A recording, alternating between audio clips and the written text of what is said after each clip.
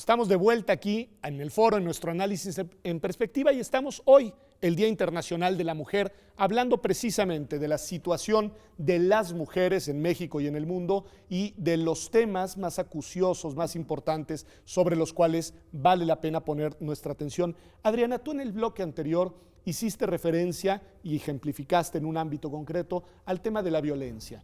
Yo creo que con este afán de visibilizar la magnitud de los problemas más sentidos para las mujeres, no podemos no detenernos unos minutos en el tema de las violencias, porque son distintos tipos de violencias las que de manera cotidiana miles, millones de mujeres sufren en el mundo.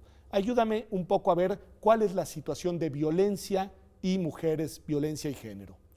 Bueno, la región de las Américas es pionera en haber establecido la Convención Belém do Pará para el reconocimiento de las distintas formas de violencia hacia las mujeres. Esta es una convención que se aprueba en 94. Estamos veintitantos años después de esta convención. Solamente 8 países de la región tienen leyes integrales sobre violencia, lo cual no quiere decir que tengan una aplicación en todo el territorio. Es el caso de México, que es uno de los países con leyes integrales, una ley general para una vida libre de violencia, así se llama la ley. Entonces, este proceso lo único que va resultando es en un reconocimiento gradual de las violencias y su aplicación en los distintos estados. Quiere decir, por ejemplo, que el feminicidio, si bien ya se codificó como una forma de crimen hace aproximadamente 8 años, más o menos, finalmente todavía no hay una idea muy clara de cuándo eso no es feminicidio, los factores psicológicos, sociales que están creando esta situación de violencia extrema aún después de la muerte, ¿no? El desmembramiento del cuerpo de la mujer, por ejemplo. Que es terrible. Que es terrible. Este es el caso de la violencia política, que es lo que estamos descubriendo, que aumentan los derechos a través de la paridad y también aumenta la violencia política hacia las mujeres. A ver, el punto merece que nos detengamos en él. ¿De qué hablamos cuando hablamos de violencia política contra las mujeres? Tiene que ver algo con el techo de cristal, tiene que ver con hay una obligatoriedad de una cierta paridad, de poder establecer las famosas cuotas de género a nivel mundial, y se ha constatado, se acaban de hacer en el instituto, tuvimos un congreso importantísimo en ese tema de violencia política contra las mujeres, en el cual vienen mujeres de todo el mundo y nos dicen, efectivamente, no nos dejan alcanzar esas cuotas porque genera un rechazo y genera una violencia profunda en los hombres. Hay una especie de sensación de nos están invadiendo, estamos perdiendo el control, estamos perdiendo el poder.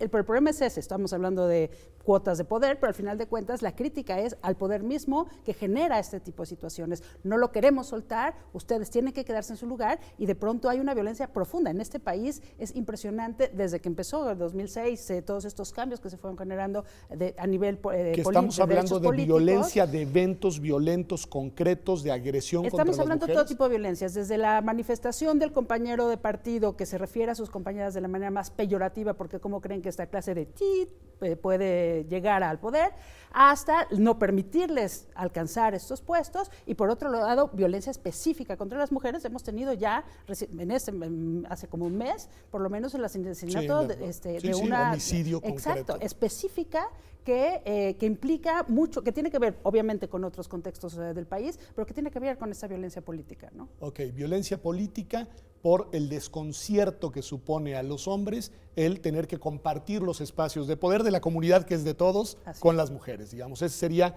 uno de los temas. Violencia vinculada a la agenda de los derechos sexuales y reproductivos, Adriana. Bueno, violencia y hostigamiento sexual dentro de las instituciones en el ámbito laboral. Muy pocas instancias de gobierno todavía tienen instancias de denuncia, muy pocas, además no están los protocolos, que también es el caso de la violencia política, que apenas está luchando porque se apruebe. Entonces es una generalización de que las mujeres que están en el ámbito laboral están muy desprotegidas porque hay una asociación muy grande entre mujer y violencia sexual. O sea, ahí tienes otro de los nichos temáticos en los cuales hay pendientes y hay que hacer cosas. En sí misma, ya no estoy vinculándolo con violencia, pero la agenda de los derechos sexuales y reproductivos, que es un tema que sé que conoces muy bien, Lucía, ¿cuáles son los desafíos, cuáles son los temas, cómo estamos en esa agenda tan importante? En realidad sí hay un tema de violencia en eso, ¿También? porque es el no respeto de la autonomía de las mujeres a decidir sobre su propio cuerpo. Es la imposición de una mirada única respecto a tú te tienes que comportar según mis parámetros de género, ¿no? Y ahí te prohíbo decidir si puedes o no ahora sí que decidir si vas o no tener el niño, si vas o no a abortar, y en todos los medios, particularmente en el médico, pero también en el jurídico y en el ámbito familiar, las mujeres que quieren abortar se encuentran con un montón de problemas porque hay una necesidad de control. Incluso en México, la Ciudad de México, o en los países como España, en donde ya está legalizado, en el momento que entran en el proceso, pueden incluso recibir violencia que podría ser obstétrica, porque les hacen pasar por una serie de procesos que son súper agresivos. Okay. Entonces, te doy permiso, reconozco tu derecho a la autonomía, pero al mismo tiempo te hago pasar por una serie de procesos que conecta con esa culpabilidad, con ese control, con esa moral religiosa que está tan impregnada en la visión del tema, ¿no? Ahora, ese es un ámbito, digamos, de la sexualidad muy relevante, ¿no? Sí. Bueno, en este caso más bien la agenda de los derechos reproductivos, pero no es el único. A mí me impresionaron mucho los datos, y aquí te querría preguntar, Adriana, no que tenga los datos, pero una reflexión sobre el tema de, por ejemplo, VIH y mujeres en el mundo, pero sobre todo, por ejemplo, hoy en África. Es decir, hay ahí que tiene que ver obviamente con la sexualidad, pero tiene que ver también con la discriminación y tiene que ver con la salud. Me parece que un gran pendiente a nivel internacional. ¿Qué nos podrías decir de Bueno, todavía hay sociedades, incluso la ciudad sudafricana, que fue uno de los lugares donde más han crecido los casos de VIH, donde es común la práctica de que los hombres de 30 a 40 años inicien relaciones sexuales con mujeres vírgenes de 13, 14 años. ¿Por qué? Porque es algo que se ve muy positivo, muy bueno para la mujer joven, tener el semen de este hombre, y para ellos tener como esta limpieza. Entonces, esa es una práctica que se ha dado por mucho tiempo por situaciones de precariedad, que tú decías, ¿no? El sugar daddy, el hombre que te compensa para que tú continúes con tu educación a cambio de este tipo de amistad sexual. Entonces, esto ha devenido en muchísimos casos, en un silencio social muy grande del tema, que apenas empieza a tratar en todas estas vertientes, ¿no? De lo que es la transformación de la mujer como la iniciación sexual por el hombre como algo muy bueno en cualquier circunstancia, resultando ahora en muchísima infección. En mucha infección, y me imagino que también en una gran cantidad de embarazos no deseados, ¿no? Me puedo imaginar. Sí, por supuesto. El problema de los embarazos no deseados en edades de 11, 12 años es inmenso, y no hay que irse hasta África para verlo. Aquí en el estado de Veracruz tienen un serio problema al respecto. Ese es uno de los problemas que no tiene la visibilidad que debería de tener, sí, el embarazo adolescente lo ocultan, en México, ¿no? Y además las soluciones políticas que les quieren dar es vamos a decirles que se guarden vírgenes hasta el matrimonio, sin entender que la situación de violencia misma, o sea, en el caso de las tradiciones o ritos africanos ya es impresionante, pero aquí la tradición y el rito es la violación a veces por los mismos familiares. Entonces, incluso en los casos en los que no es por violación, la falta de información y de acceso a medios anticonceptivos. Digo, porque también hay que decir que claro, esa es otra dimensión del fenómeno en el cual la sexualidad no se asocia con violencia, y qué bueno que no se asocie con violencia, pero no está acompañada de los medios informativos necesarios para ejercerse bien y con responsabilidad, digamos, ¿no? Que creo que es otro de los temas. ¿Podríamos decir que eso ha empeorado, Adriana, en México en los últimos años? A mejor, es decir, ¿cuál ha sido la tendencia? ¿Qué es lo que ha empeorado respecto a qué? Perdóname. El tema del embarazo adolescente.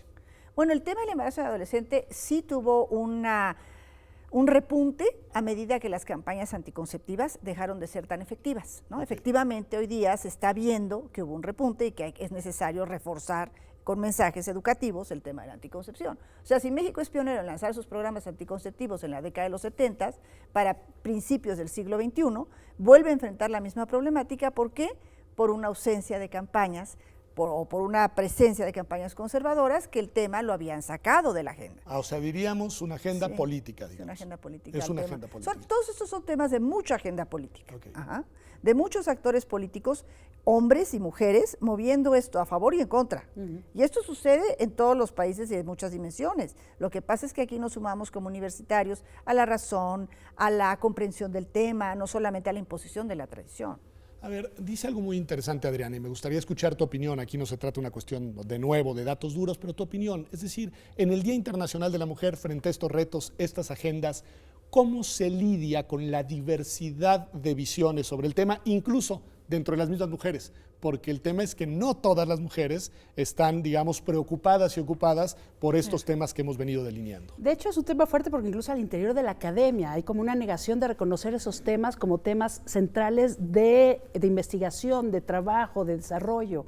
Entonces, ¿cómo se lidia? A través del conocimiento. Pero no podemos decir que como el género nos corresponde a todos, porque efectivamente nos corresponde a todos sabemos de qué hablamos. O sea, todos tendríamos que saber sumar y restar, todos tendríamos que saber esa base de matemáticas, pero eso no me va a permitir a mí hablar de grandes temas de matemáticas si no los conozco. Entonces, a nivel universitario tengo que saber de qué se trata la perspectiva de género, por qué las feministas dicen esto y entender 40 años de estudios al respecto para poder aplicarlo. Entonces, un asunto es, no demos por hecho, no demos por sentado que es por sentido común ciertas cosas, porque medio entendemos por dónde va, son verdaderas categorías de análisis, y eso es algo muy importante desde la universidad, ¿no? Me parece muy importante.